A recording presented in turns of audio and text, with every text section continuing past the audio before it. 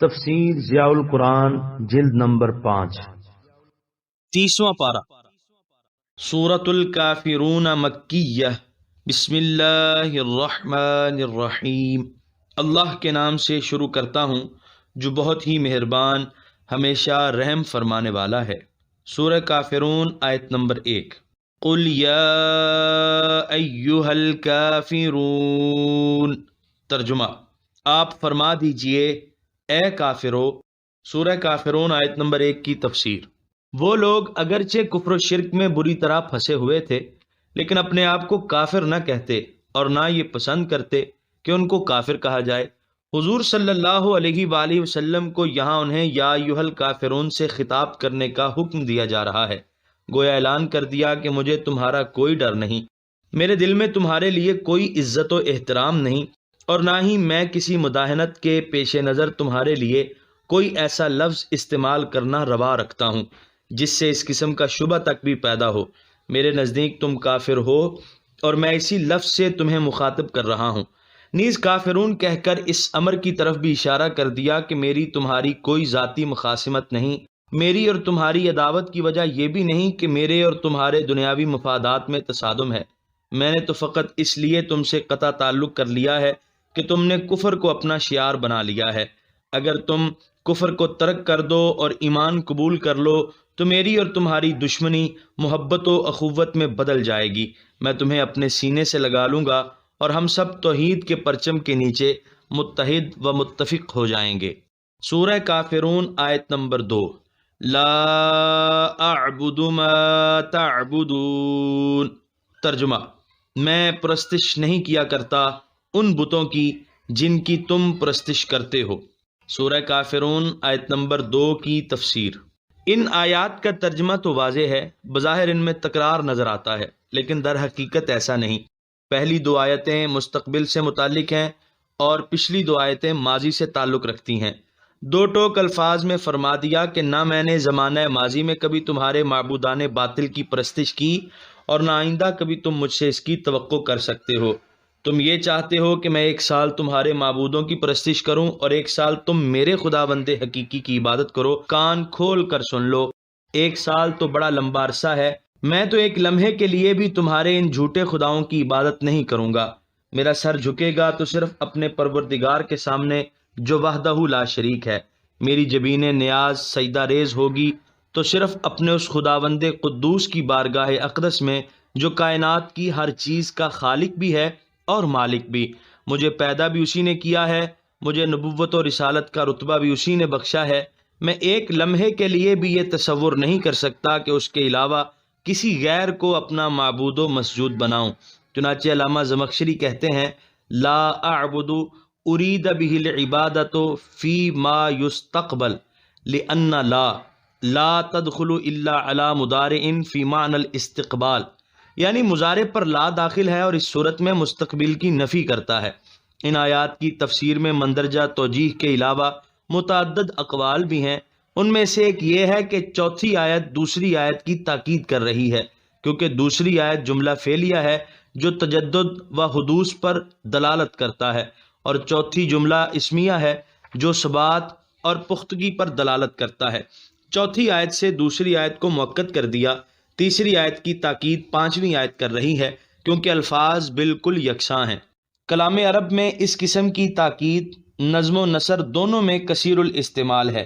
چنانچہ ایک شعر ہے نعق الغراب ببینی لیلا غدوہ کم کم و کم بفراق لیلا ینعق، کہ جدائی کا کوا صبح کے وقت لیلا کی جدائی کی خبر دینے کے لیے بولا، وہ کب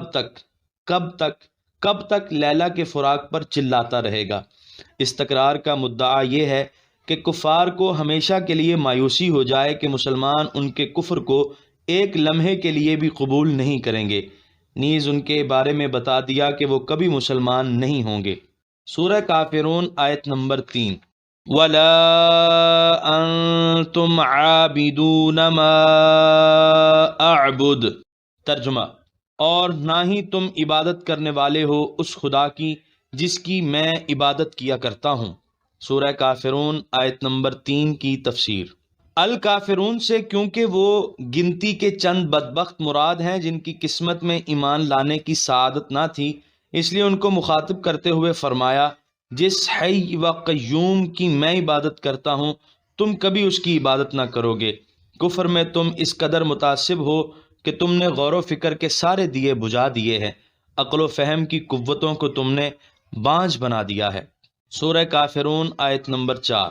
وَلَا أَنَا عَابِدٌ مَّا عَبَدتُّمْ، ترجمہ، اور نہ ہی میں کبھی عبادت کرنے والا ہوں جن کی تم پوجا کیا کرتے ہو۔ سورہ کافرون آیت نمبر 4 کی تفسیر۔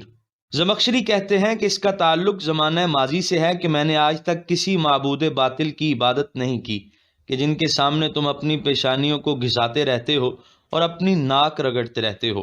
نبوت کے اعلان سے پہلے جب میرا دامن کفر و شرک کی ہر آلائش سے پاک رہا ہے، تو اب جب کہ میں نے اپنی نبوت کا اعلان بھی کر دیا ہے اور میرے خداوند نے میرے سینے کو نور نبوت سے روشن اور مستنیر کر دیا ہے، شک و شبے کا شائبہ تک بھی باقی نہیں رہا۔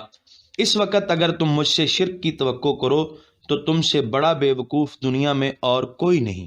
سورہ کافرون آیت نمبر 5۔ وَلَا أَنتُمْ عَابِدُونَ مَا أَعْبُدُ، ترجمہ، اور نہ تم اس کی عبادت کرنے والے ہو جس کی میں عبادت کیا کرتا ہوں۔ سورہ کافرون آیت نمبر 5 کی تفسیر۔ اسی طرح تم نے گزشتہ زمانے میں کبھی اس معبود برحق کی عبادت نہیں کی جس کی عبادت کا شرف مجھے حاصل رہا۔ کہا جاتا ہے کہ ماں کا لفظ عام طور پر غیر ذوی العقول اور بے جان چیزوں کے لیے استعمال ہوتا ہے، اس لیے ما اعبدو کی جگہ من اعبدو ہوتا تو زیادہ بہتر تھا۔ اس کے کئی جواب دیے گئے ہیں۔ ایک یہ کہ پہلی 2 آیتوں میں ما الذی کے معنی میں مستعمل ہے اور دوسری 2 آیتوں میں ما مصدریہ ہے، یعنی جس طرح تم عبادت کرتے ہو میں عبادت نہیں کرتا، اور جس طرح میں عبادت کرتا ہوں اس طرح تم عبادت نہیں کرتے۔ دوسرا جواب یہ دیا گیا ہے کہ ما یہاں ذات پر دلالت کرنے کے لیے نہیں بلکہ صفت پر دلالت کر رہا ہے۔ سورہ کافرون آیت نمبر 6۔ لکم دینکم ولی دین، ترجمہ، تمہارے لیے تمہارا دین ہے اور میرے لیے میرا دین۔ سورہ کافرون آیت نمبر 6 کی تفسیر۔ حق و باطل میں آمیزش کا میں قائل نہیں، مجھے ایسے اتحاد کی بھی ضرورت نہیں جو باطل کے ساتھ مصالحت پر موقوف ہو۔ بے شک تم اپنے کفر پر ڈٹے رہو، میری خاطر تم اس کفر میں توحید کا پیوند نہ لگاؤ۔ ان دونوں میں کوئی جوڑ نہیں، ان میں کوئی مناسبت نہیں۔ اس طرح میں تمہارے فریب میں آ کر توحید کو مقدر ہرگز نہیں کروں گا، کیونکہ اس صورت میں توحید نہ رہے گی۔ حق کا نور پھیلانے کے لیے مجھے مبعوث کیا گیا ہے، اگر میں تمہاری باتیں مان لوں تو حق باطل بن جائے گا۔ تم اپنے حال میں مست رہو، میں اپنے حق پر ثابت قدم رہتا ہوں۔ حق و باطل کا یہ معرکہ اپنے طبی نتیجے پر پہنچ کر رہے گا۔ تم دیکھو گے کہ چند بد نصیبوں کے سوا سارا جزیرہ عرب اسلام قبول کر لے گا۔ لا الہ الا انت سبحانک انی کنت من الظالمین، وصلی اللہ تعالی علی حبیبہ وصفیہ محمد وعلی آلہ واصحابہ وبارک وسلم۔ یہاں پر سورہ کافرون مکمل ہوئی اور یہاں پر 30ویں پارے کا 34واں رکوع مکمل ہوا۔ آپ دیکھ رہے ہیں PATF Islamic info YouTube channel. مزید اسلامک ویڈیوز کے لیے ہمارا چینل سبسکرائب کریں۔